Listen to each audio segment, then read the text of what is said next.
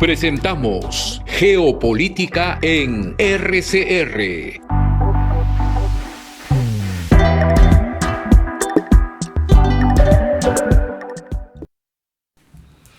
Muy buenas noches, estimados amigos. Este es su programa por Red de Comunicación Regional Geopolítica, visto de una manera integral, independiente y no militarista como muchas personas entienden la geopolítica. Esta noche tenemos un invitado que para nosotros es muy importante, tanto por su juventud, porque hay que ir dando paso a nuevas personas que intervienen en la actividad profesional, académica, periodística, de política práctica, de consultoría, y no solamente estar relacionando con personas que ya tienen una larga trayectoria, como es mi caso, que es una tendencia absolutamente natural. Digo esto porque hoy día en Lima, mejor dicho, mañana a las 9 de la mañana, y este es una comunicación de mi iniciativa y nada más. A las 9 de la mañana en la Universidad del Pacífico se presenta una conferencia de nuestro colega y amigo Jorge Heine. Jorge Heine, chileno de nacionalidad, una larga trayectoria política en partidos y fuera de partidos en el Estado y en el exterior.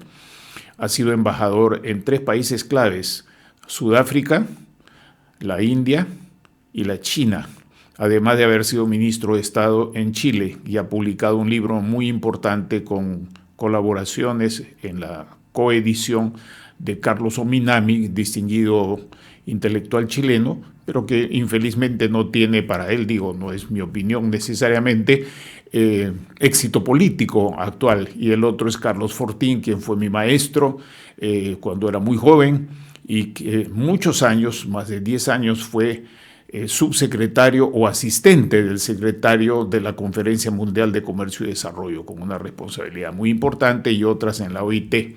La conferencia de Jorge Heine será sobre el tema de la cambiante China de hoy, que se las recomiendo sinceramente. Yo, con este anuncio, con el permiso de José, que le tomó unos minutos, quiero agradecerle una cuestión fundamental.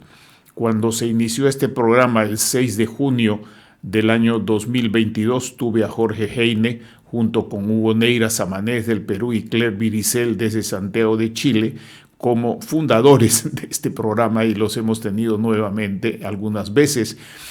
Quien no pudo estar en ese momento fue José Miguel Insulza, a quien le deseamos también siga la mejoría de su salud y su participación en su país, y que luego inmediatamente en el siguiente programa sí pudo ingresar a través del Zoom. Bueno, he cumplido con este deseo sincero de compartir con ustedes lo que se está haciendo. Esta conferencia de mañana, que es de libre acceso en la Universidad del Pacífico sobre China, invitados por el Centro de Estudios del Pacífico de esa universidad, que junto con el de San Marcos son los 2 únicos centros que yo conozca, al menos en el Perú, que se dedican a los temas del Extremo Oriente. Bien, bienvenido, José.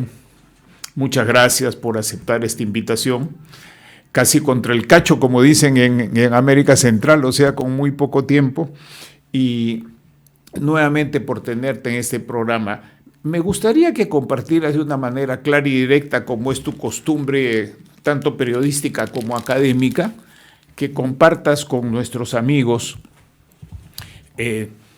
la siguiente pregunta: ¿cuál es tu preparación, tu formación? Te digo esto porque me lo han pedido algunas personas y no he tenido tiempo de escribirlo. Sería mejor de viva voz. Y personas que son militares, civiles, diplomáticos y gente que bastante mayor que tú, pero menor que yo en edad. Adelante, por favor, José. ¿Cómo estás, Manuel? Muy buenas noches, y buenas noches también a toda tu audiencia. Te agradezco muchísimo la invitación, te admiro mucho el trabajo que haces, y sobre todo admiro el espacio para hablar de temas internacionales. Yo soy periodista de temas internacionales ya desde hace 6 años. Empecé mi carrera como redactor de temas internacionales, luego asumí como editor de temas internacionales en el diario La República. Tengo experiencia en el diario La República, a ver, desde entrevistas con presidentes, he cubierto cumbres internacionales, he hecho pasantías en medios internacionales, por ejemplo, como Sputnik. También he hecho pasantías, además de Rusia, también he hecho pasantías en Sao Paulo, he hecho pasantías también en Israel. Y ya tengo 6 años justamente dedicados solamente a los temas internacionales, y todos los fines de semana tengo el bloque de internacionales de Latina Televisión, tratando de llevar los asuntos de la geopolítica, de la economía internacional, de la historia reciente, a la audiencia peruana. Soy un apasionado de la geopolítica, soy un apasionado de los temas internacionales. Eso, digamos, en corto sería mi trayectoria periodística dentro de los temas internacionales. Ya como periodista sí tengo 10 años de carrera profesional. Soy ucayalino de nacimiento, pero ya llevo más o menos unos 7 8 años viviendo y trabajando acá en Lima. Muy bien, cuánto me alegra tanto por tu dedicación como porque, si me permite la expresión amazónica, eres Sacha paisano, porque yo soy de Iquitos y antes Ucayali pertenecía a ese gigantesco Claro. departamento de Loreto. Pues doblemente bienvenido y mucha alegría. Podremos más adelante, me gustaría en particular tocar, permíteme este paréntesis, tratar contigo y con otras personas de la Amazonía, por ejemplo, con Iván Breó, que ha estado antes en este programa, y otras personas, mujeres, algunos achánicas y otras personas que yo conozco, pero que no han tenido el espacio para reflexionar desde sus comunidades y desde los departamentos del interior del Perú, en este caso desde Ucayali, que es muy importante por la frontera y por su vinculación, su articulación con la sierra y el resto del país, de su visión, digo, sobre el mundo. Y eso es muy importante hoy día porque cobra cada vez, como tú lo has dicho varias veces en tus programas que yo suelo escuchar o ver, hay una conexión entre lo global y lo local y viceversa, entre lo local y lo global. Hoy día tenemos una fuerte impronta global, mundial sobre lo local, pero no hay que perder de vista que algunos problemas locales son al mismo tiempo mundiales. Y el ejemplo más crudo y terrible, ¿no?, es este terrible asesinato que se sigue cometiendo en Gaza, que una vez que se detenga va a volver la guerra, porque los fundamentalistas islámicos y judíos se siguen viviendo ahí, y esa es una tierra de conflictos que no va a parar. Entonces te dejo esta invitación, esta No, sugerencia para conversarla. una cosa muy interesante, solamente para acotarte en cuanto a la participación de la Amazonía, hay que entender que, como te había mencionado, todo está vinculado, sobre todo justo en el tema que vamos a tratar, sobre el tema de la seguridad internacional, la seguridad regional. Los países están fijados en tratar de poner sobre la mesa políticas públicas para poder enfrentar la seguridad regional, la seguridad internacional, pero digamos, Ucayali, Madre de Dios, Loreto se forjan como el espacio en donde, digamos, se cosecha la droga y se dispara hacia otras provincias que luego van a otros países. Entonces, ¿quieres enfrentar a los problemas regionales? Tienes que mirar a la participación de las provincias, en este caso como Ucayali, Madre de Dios. La Amazonía cumple un rol muy importante, no solamente desde la conservación, sino también la seguridad internacional, querido Manuel. Eso Así quería es. acotar. Me parece excelente tu acotación, comparto y te señalo, entrando un poquito ya en el programa, saltándome algo que yo quería decir, pero que tal vez haya ocasión de expresarlo más adelante.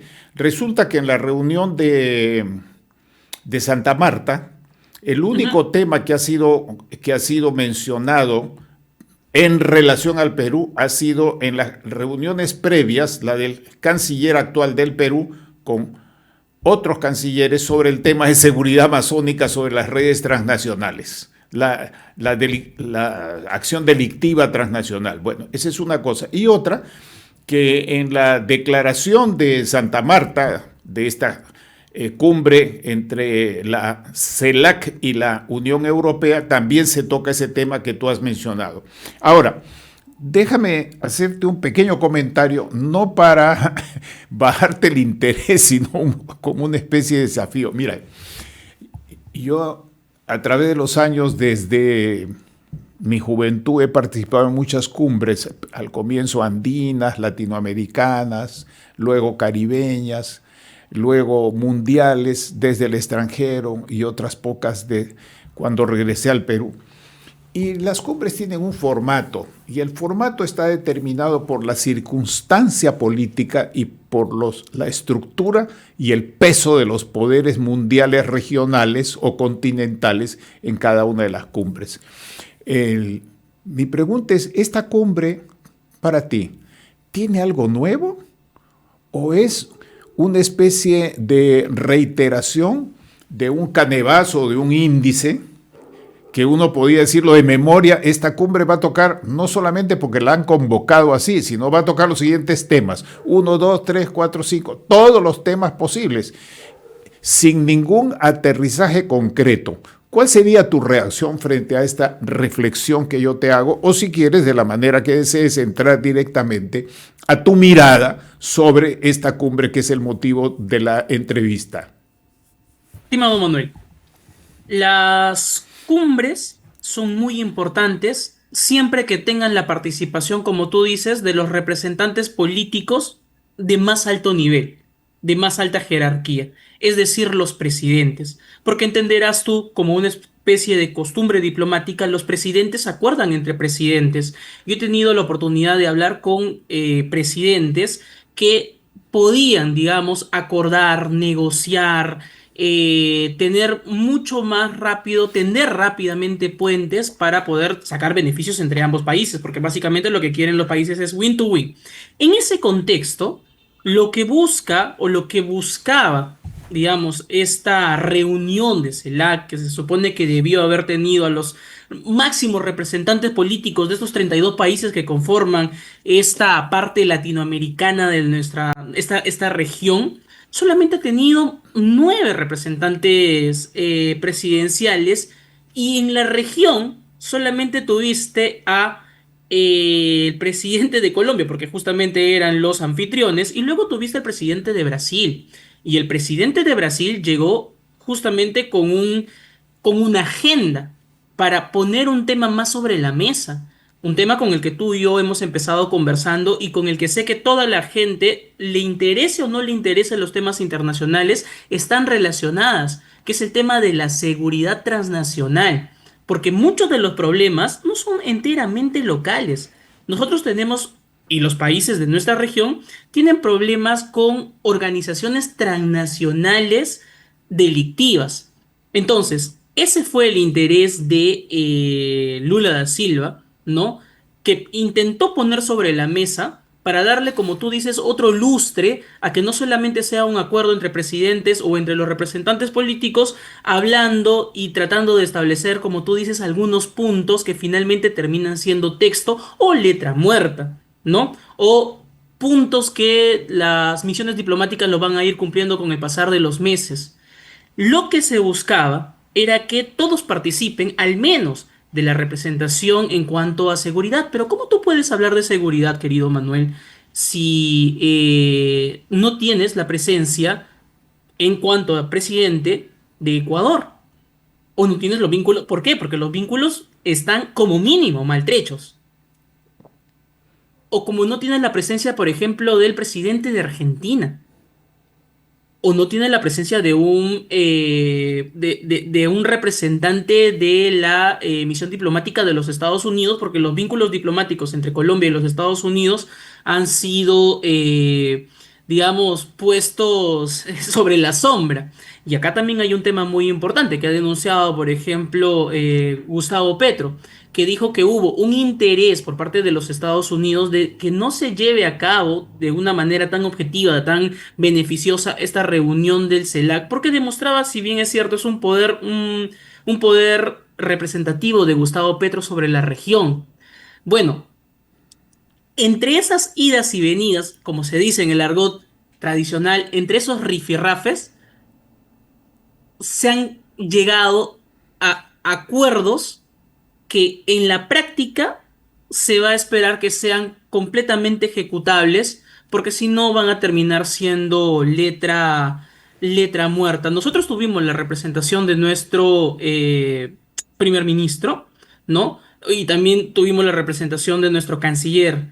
Y en realidad fue la presentación de nuestro canciller, quien trató de llevar la voz de nuestro país a la cumbre.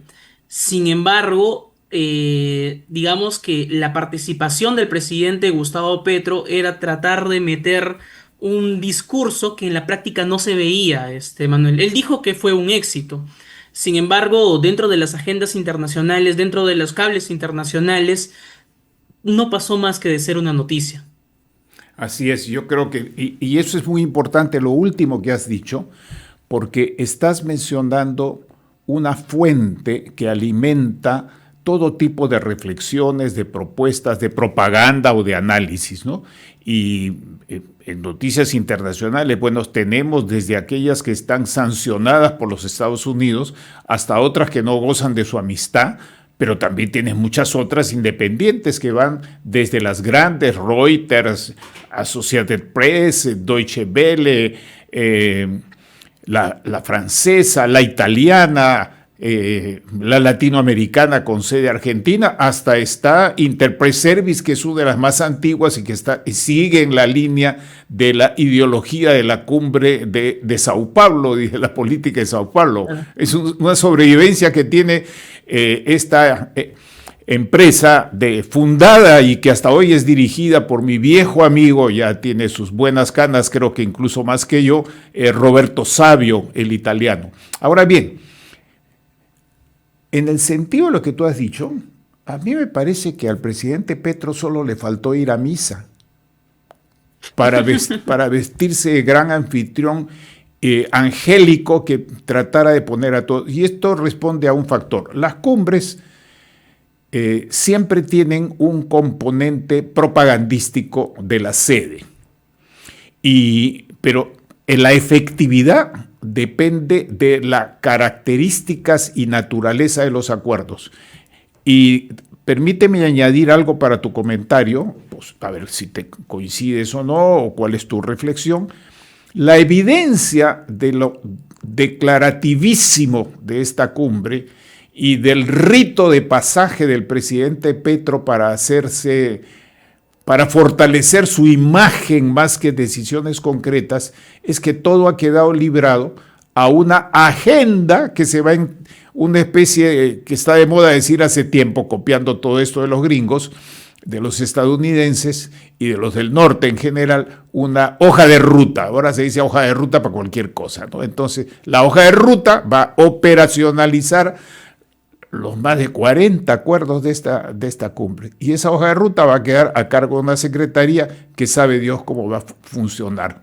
¿Cómo ves ese asunto? Exacto. Justamente eso es lo que te mencionaba, ¿no? O sea, son los presidentes los que le deben poner el interés completo, pero si no has tenido la presencia de los presidentes, justamente porque has tenido una actitud hostil previa del presidente Petro, hay una cosa que también llama muchísimo la atención, como tú mencionas, la ciudad de Santa Marta. Eh, Santa Marta es un lugar muy bonito, pero es un lugar que no tiene la preparación en cuanto a logística para poder sostener una cumbre de una magnitud mucho más alta, mucho más grande. Mismo presidente Lula tuvo problemas para poder llegar, no pudo llegar en el avión presidencial, porque la pista de aterrizaje es compleja. ¿A dónde quiero llegar con esto? A ver. Que el presidente Gustavo Petro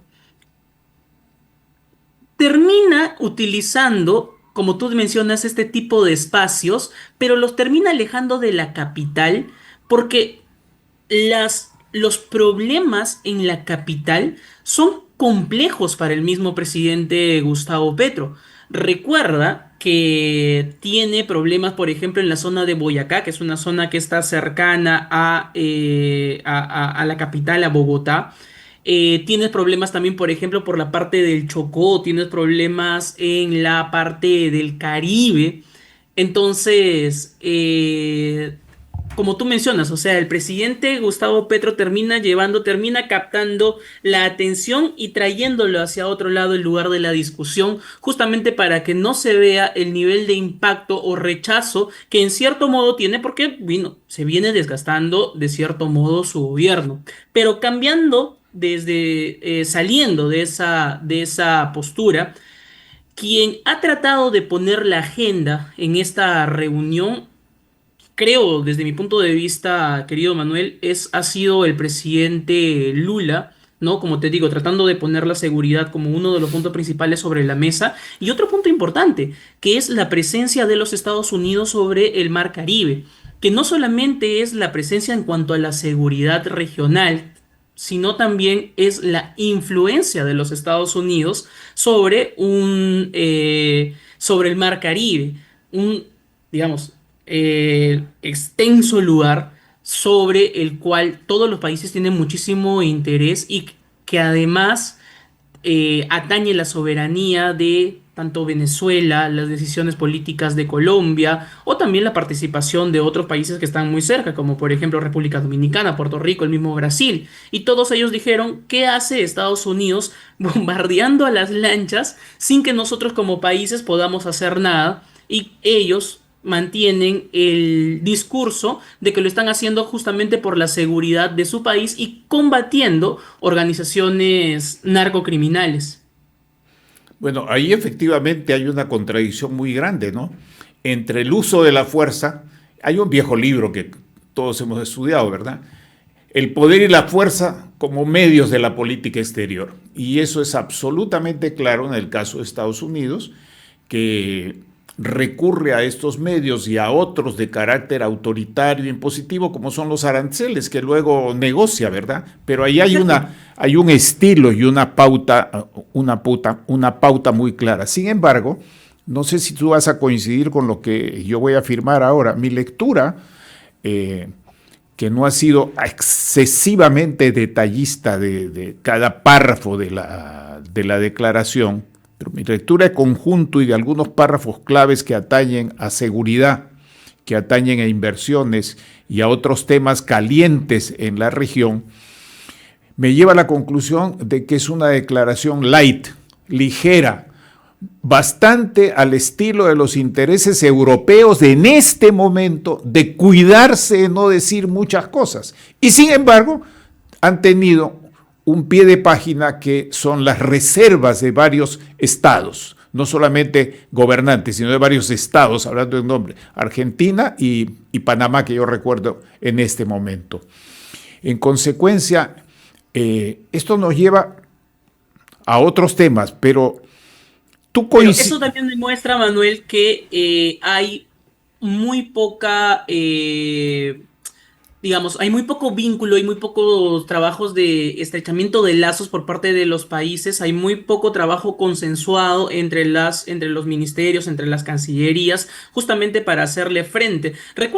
Recordemos el origen de la CELAC, ¿no? Es, digamos, imponerse como un poder importante, ¿no? Entre los países frente, digamos, a otras uniones de otros países, como por ejemplo la Unión Europea, la Unión Africana, las mismas O la BRICS, OEA, o la OEA. la misma, exactamente, La la OEA. misma OEA, y digamos, frente a países como los Estados Unidos. Lo que ha buscado, por ejemplo, Colombia, es decirle a los Estados Unidos, oye, mira, los países latinoamericanos somos una fuerza muy importante. ¿Por qué? Porque es necesario, querido Manuel. Tú mencionabas justamente que ha sido una declaración muy light, pero a estas alturas del partido, con un presidente Donald Trump que está teniendo presencia militar, presencia política y sobre todo está tratando de marcar la pauta en los temas económicos,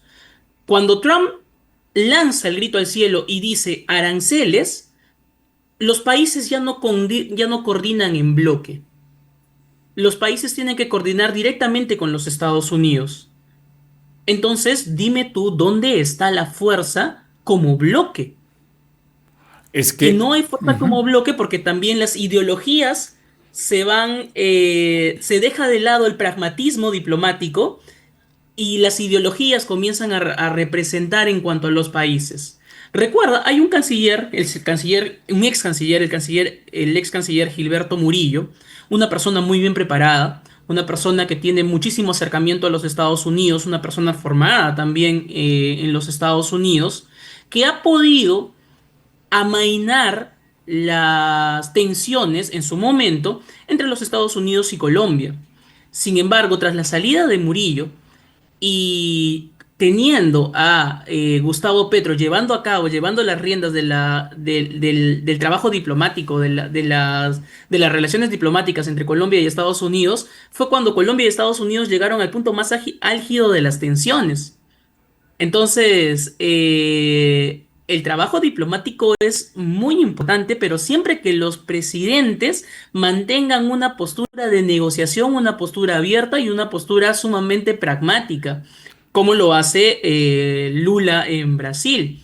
Sin embargo, parece que la línea de Petro no es esa, termina, creo yo, Manuel, él mismo quitándole fuerza a su propia cumbre y haciendo entender que los países latinoamericanos no tienen un espacio de consenso, no se encuentran en un solo lugar y tienes que negociar directamente con cada uno de los países. Es lo más cercano a divide y vencerás, pero bueno, termina siendo parte de la política internacional.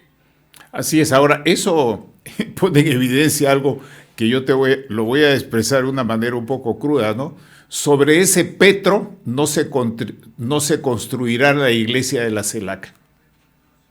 Ajá, claro. Recuerda, tú es Petrus et superam Petram edificabo ecclesiam meam. Tú eres Pedro y sobre esta piedra edificaré mi iglesia. Bueno, cambiando el sentido religioso de la frase y poniéndolo en vulgar política, podemos decir vulgar en el sentido de divulgación, no despectivo, sino de divulgación. Sobre ese Petro, no se va a edificar la CELAC. ¿Por qué? Tú has mencionado dos cosas importantes. Uno, los intereses de los países han evidenciado estar en un momento de diferenciación muy claro. Y dos, en un momento de ideologización muy acentuado, que lleva tres, a que la diplomacia presidencial deje de lado la articulación con la diplomacia que descansa no en presidentes, que excepto Putin y Xi Jinping, y los monarcas de estados religiosos o como los que existen en el Asia, están sujetos a la temporalidad de las elecciones. Los otros no tienen elecciones, tienen tiempos mucho más largos. Entonces ahí es donde la diplomacia juega un papel muy fuerte y los jefes de Estado no es que se subordinen siempre a la diplomacia, sino que tienen una articulación con ella. El caso que tú has mencionado de Brasil es interesante porque la presidencia del anterior presidente de Brasil, del presidente Bolsonaro, ha sido una hipertrofia, a mi modo de ver, del presidencialismo y dejar de lado toda una experiencia diplomática, de diplomacia política, económica y de inseguridad militar y de inversiones que ha tenido el Brasil desde hace muchos años.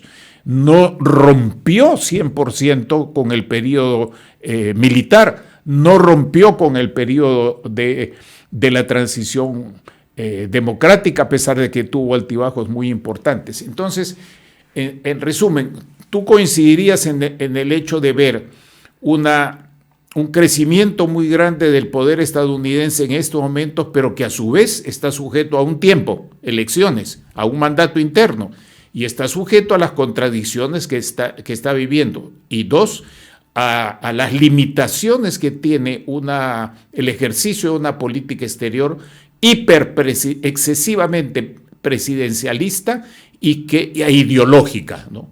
Y por eso el antecedente de esta CELAC es la reunión cuando tenía la Secretaría Honduras, la señora Xiomara de Castro, la esposa de Mel Zelaya, Claro. y que tuvo más bien un desempeño bastante pobre, ¿no? Aunque con mucha propaganda interna en su país, pero bastante pobre. Y este comentario me lleva a una pregunta directa. La otra cosa que está por suceder es que ya arrancó, es la cumbre de Brasilia.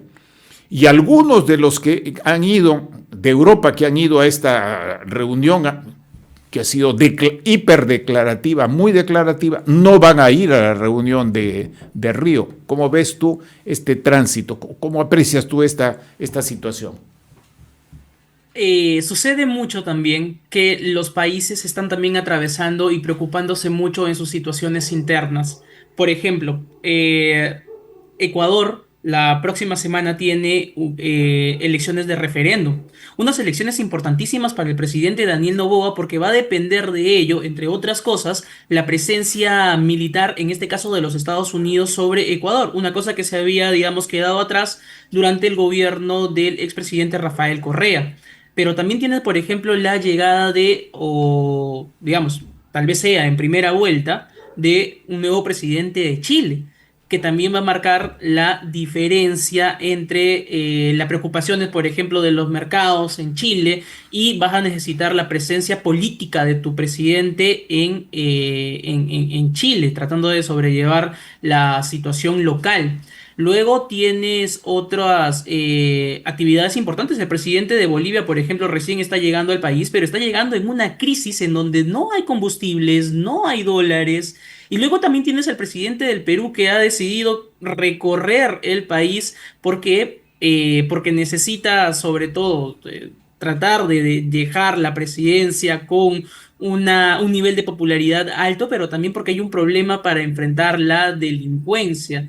Entonces, tienes a los países ensimismados y preocupados aún más sobre sus problemas locales que sobre la política internacional. Porque entiéndase nuevamente que lo que se busca también, estimado Manuel, es una persona que mantenga el liderazgo dentro de la región. Un tema que ha sido un poco complejo para, a ver, o países de la economía, ¿no? De la talla económica de Brasil, por ejemplo. Tú coincidirás que Lula es un presidente, como te había mencionado, pragmático, que le abre las puertas, que no se termina de pelear con nadie, ni tampoco de atacar de manera directa, como bien lo puede hacer Petro o como bien lo puede hacer Maduro, que tiene puertas abiertas para todos.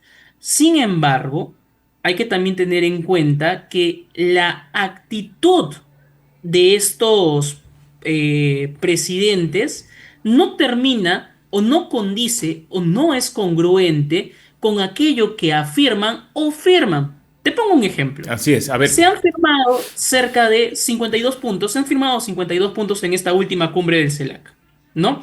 Entre ellas está, nuevamente, reafirmar el respeto por los derechos democráticos de cada uno de los países. Sin embargo, estás hablando de dos países como por ejemplo Petro en Colombia y Brasil, que no han podido reconocer la dictadura de Nicolás Maduro, que no han podido ser firmes en el pedido de que presenten las actas a nivel internacional. Entonces, una cosa es lo que firmas, una cosa es lo que afirmas, pero otra cosa es cómo llevas a cabo la política internacional de tu país. Entonces, si no eres congruente con lo que dices y con lo que haces, ¿cómo pretendes asumir el liderazgo entre otros países soberanos? Entre otros países que, como te digo, están más pensando en sus temas locales y sometidos, como tú mencionas, a este exceso de presidencialismo, este exceso de nacionalismo y presencia internacional injerencista de alguna forma, o no injerencista, sino imperialista, ¿no? Porque es el término que se utiliza mucho cuando hay la presencia de un país por encima de otros y Como hay una Estados presión, Unidos. como Estados Unidos exactamente, ¿no? Si lo que tú tienes que hacer es acordar directamente con los Estados Unidos. Yo te digo una cosa, el Perú con Estados Unidos tiene negociaciones por 6.000 millones de soles y 6.000 millones de dólares, perdón.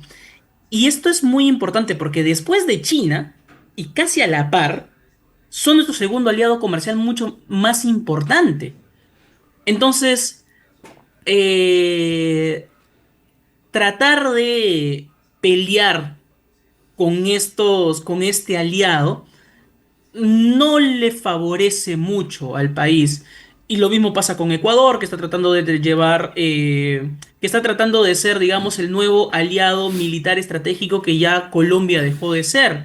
Lo mismo pasa con Argentina, que está tratando de pedirle fondos económicos importantes para poder salvar la economía del país. Entonces, cada país tiene intereses por solucionar los problemas directos, pero tienen el interés de no pelearse directamente porque están dependiendo económicamente, militarmente o políticamente de los Estados Unidos, estimado Manuel.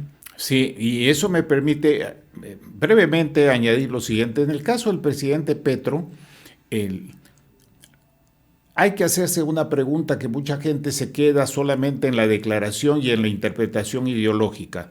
Las principales decisiones políticas y de seguridad de Petro hasta hoy han fracasado, pero no solo las de él. El fracaso de la paz, del proceso de paz en Colombia es absolutamente evidente. Uno no necesita decir, voy a demostrarte que ha fracasado. No, es evidente, está a la vista.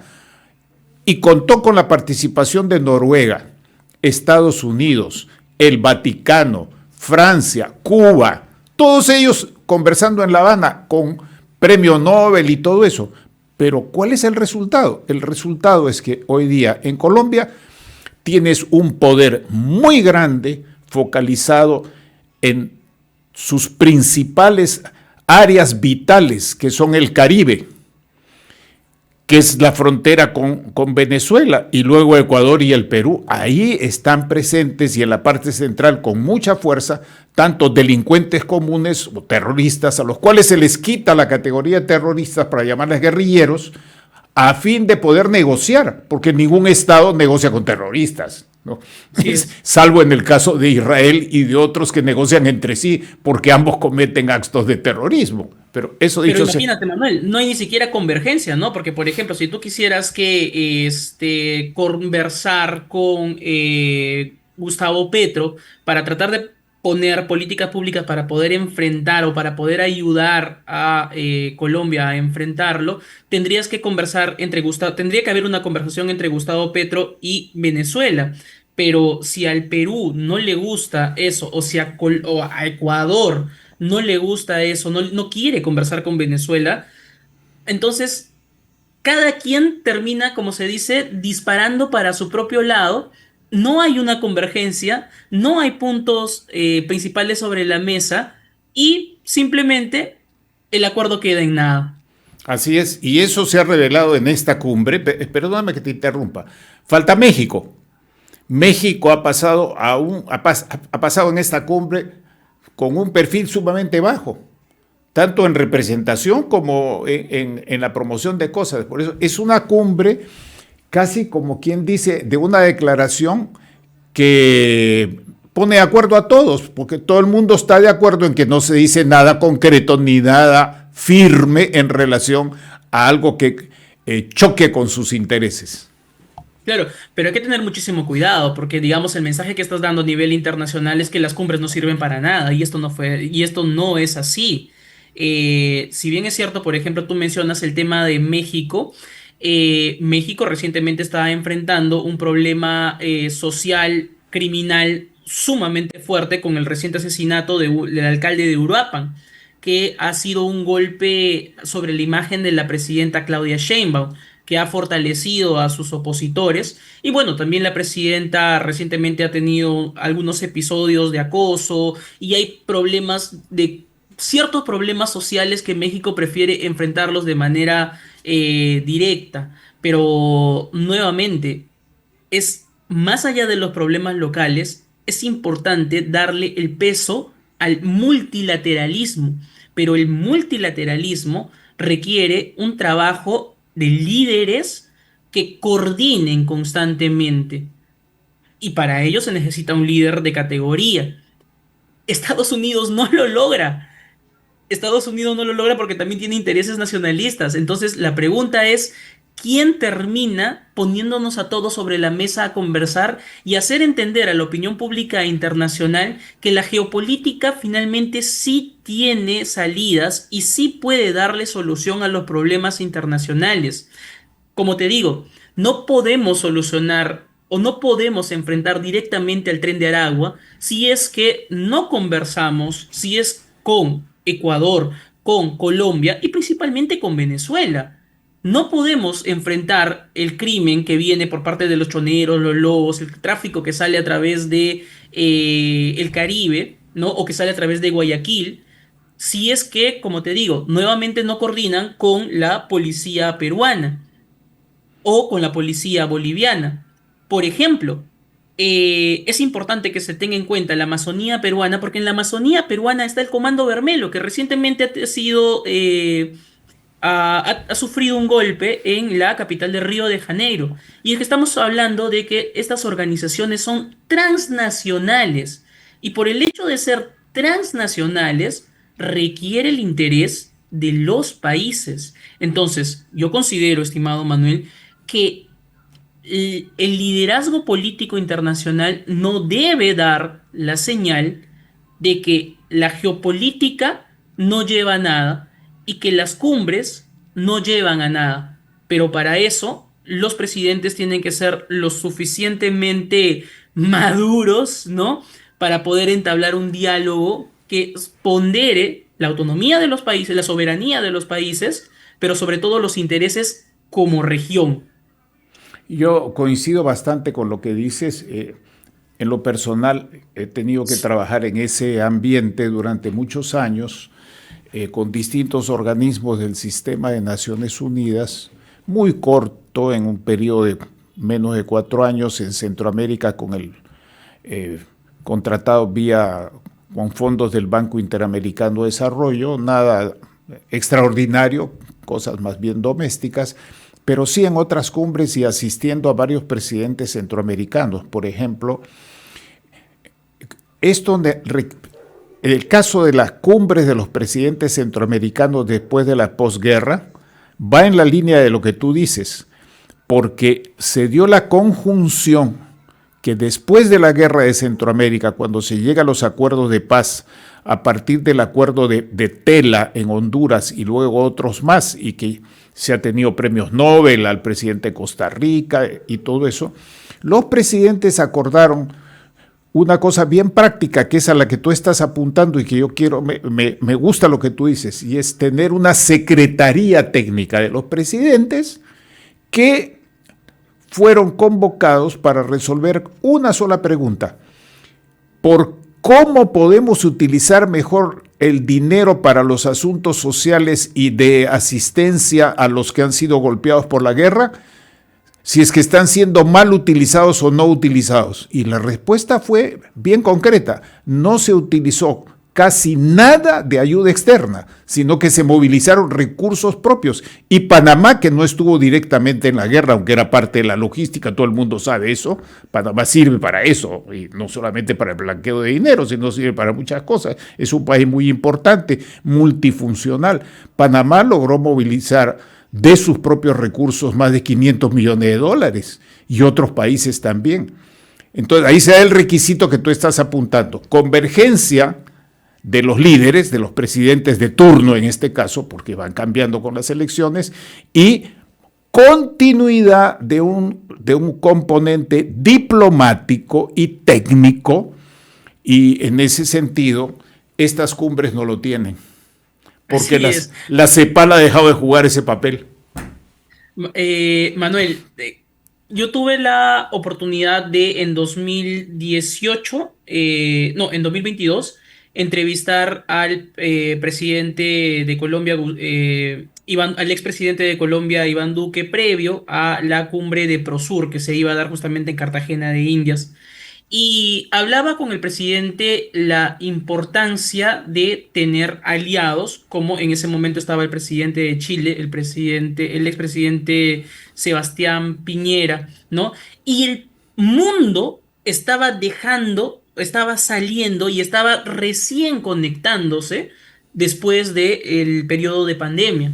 Y fue el periodo de pandemia el tiempo exacto que funcionó para que el presidente de Chile, que tenía Sebastián Piñera, que tenía, digamos, una visión mucho más amplia, que podía conversar, que podía levantar el teléfono y hablar directamente con Iván Duque, para que planteen a través del Prosur, ojo, a través del Prosur, porque finalmente se dijo que, digamos, el Mercosur terminaba siendo esta cumbre de países de izquierda y que teníamos que darle un nuevo rostro. Bueno, en el foro que fuera, dijo el presidente Sebastián Piñera, en el foro que fuera, lo que necesitamos es hablar directamente entre presidentes, levantar el teléfono o a través de una videollamada y eliminar barreras.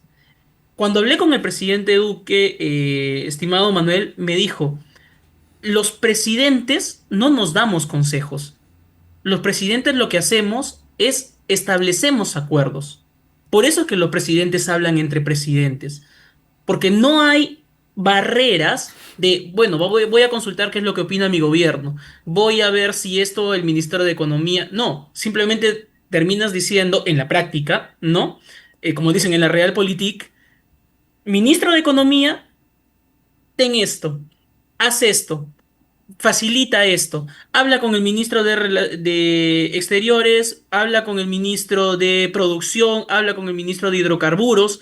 Entonces, ¿por qué? Porque es la palabra, la ley del presidente que, según la Constitución, es el que lleva las relaciones internacionales, las relaciones diplomáticas del país. En ese sentido, déjame contarte una anécdota, porque ya te había mencionado. El trato con el presidente de Chile fue muy provechoso porque tenías justamente que hablaba con el presidente de Brasil, hablaba con el presidente de Uruguay y entre países lograron hacer un canal maravilloso de entrega de ya sea vacunas, de ayudas. Ayudó muchísimo, ayudó a muchísimas personas, justamente el liderazgo de los presidentes, en este caso liderado por el expresidente Piñera. Cuando el presidente Iván Duque conoce al presidente, al flamante presidente Castillo de aquel entonces, se choca contra la pared por las limitaciones que tenía Castillo de entenderle a Iván Duque, pero sobre todo también porque tenía o venía con cierto rechazo a un presidente de una figura que para el pensamiento de un presidente socialista como Castillo era pues de derecha, ¿no? Y tuvo un desplante muy notorio el presidente Castillo de hacerle esperar por muchísimo tiempo al presidente Duque, y eso en la política internacional termina dando señales que finalmente desfavorece a los pueblos. Entonces, te he dado un ejemplo positivo como también te he dado un ejemplo negativo. La Ujú. intención es que los países comiencen a eh, tener conversaciones más directas, pero se dejen de lado las ideologías, estimado Manuel. Sí, eso que tú dices es muy importante.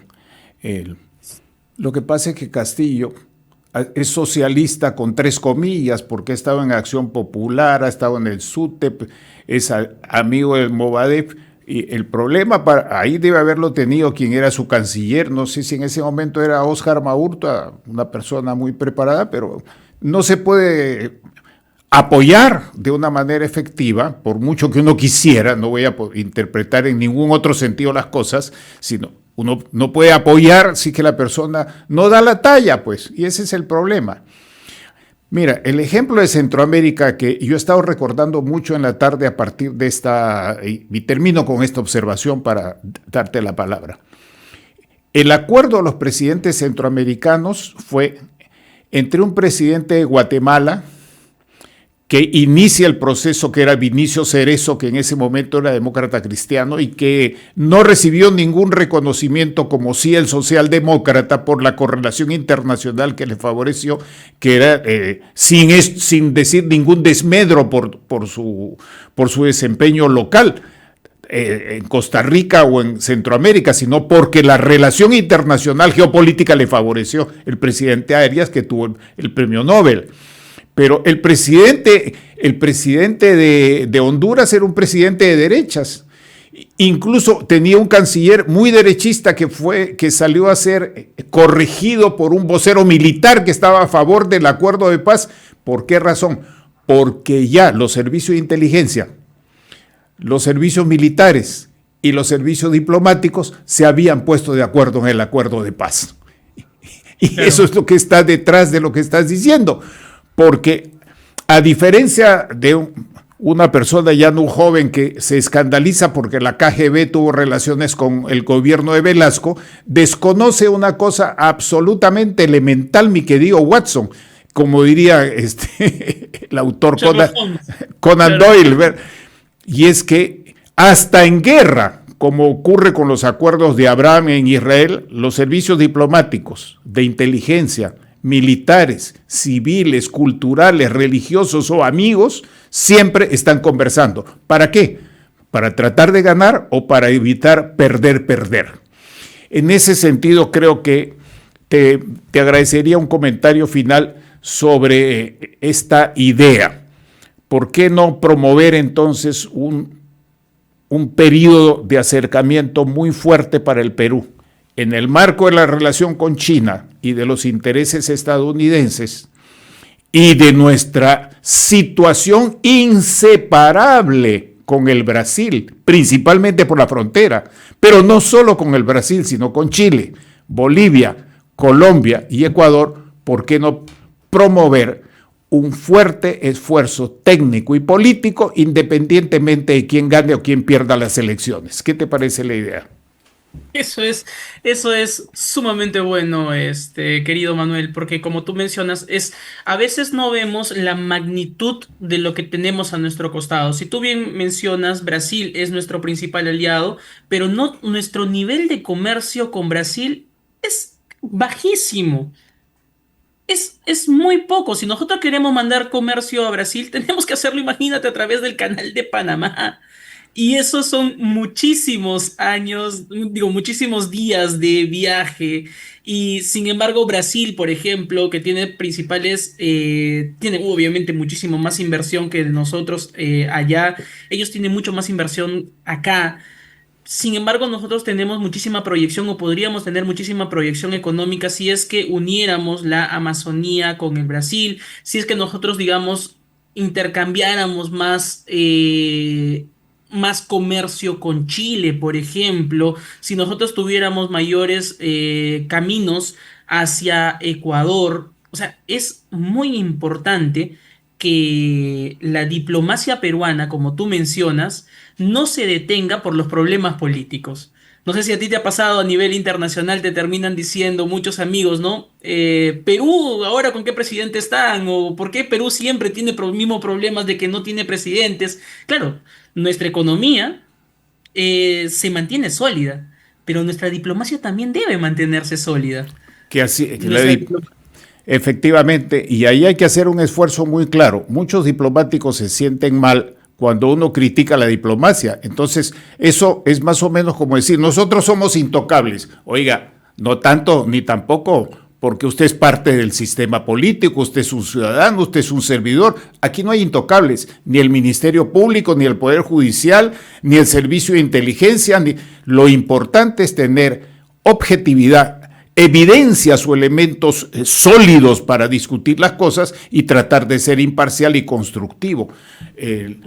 Siempre se tiene un riesgo cuando hay crítica a las decisiones y a las políticas. En este caso, lo que estamos coincidiendo, lo que estamos consensuando, es que hay que hacer las cosas y hay que resolver los problemas. Y en el caso de Brasil y Perú, el Perú no está políticamente alineado en este asunto con los BRICS, pero los BRICS, donde Brasil es cofundador, tiene hasta un banco de 50.000 millones de dólares que no se ha utilizado. Y para que funcionen bien los puertos que se están haciendo en la costa peruana, va a tener que haber multimodalidad de transporte de personas y de bienes y de mercancías de todo tipo con el Brasil, es decir, Atlántico y Pacífico. De otra manera... Claro, ahí quiero Adelante, dar aquí me quedo. un detalle. Si alguien, Te dejo la palabra. si algo nos da la televisión, es justamente la posibilidad de poder aterrizar los temas al ciudadano local. Y es que para decirlo en simple, las mejores relaciones con nuestros países vecinos, con nuestros aliados comerciales, fortalecen nuestra economía. ¿Y eso qué quiere decir? Eso se traduce en trabajo, en empleo y sobre todo en crecimiento de la clase media, ¿no? De nuestro país. Crecimiento en la clase emprendedora también de nuestro país y abrirnos hacia nuevos mercados. Brasil es un nuevo mercado, Chile también es un mercado interesante y sobre todo también apuntar hacia el Asia y los Estados Unidos. Entonces, hay que interesarse un poco más, evidentemente, por nuestra política internacional. No hay que pelearnos con nadie, eso es evidentemente, pero sobre todo también hay que, como tú dices, encontrar los espacios. No solamente este es un tema para los intelectuales, es un tema para todos aquellos que quieran expandir sus horizontes, que quieran expandir sus horizontes comerciales, estimado Manuel. Con eso quería terminar. Discúlpame por haberte intervenido. No, al contrario. Más bien, discúlpame que yo he intervenido más que otras veces en esto porque tenemos ya la costumbre de platicar tú y yo y vamos a continuar esto como vivimos. Tú trabajas cerca de donde yo vivo, a ver si nos encontramos a tomar algo en mi casa o en algún otro lugar que te apetezca con otras personas que están en esta idea rectora. Intereses nacionales, menos ideologismo, más rigor en las cosas y tener una independencia y proactividad en nuestra política exterior y en la visión geopolítica. Muchísimas gracias. Muchas gracias, José Albán, y el mejor de los éxitos en este trabajo que estás haciendo ahora en Latina Televisión. Hasta la próxima oportunidad.